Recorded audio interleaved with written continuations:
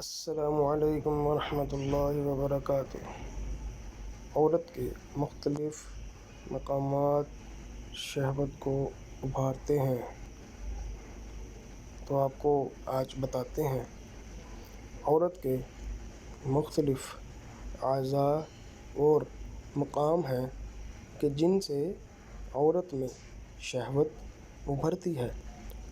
بعض عورت کے بالوں پر ہاتھ پھیرنے سے جلد شہوت ابھرتی ہے، اور بعض کو کچھ لطیفے سنانے سے ابھار ہوتا ہے، اور بعض کو گردن کے دائیں بائیں چوم لینے سے، گدگدی کرنے سے۔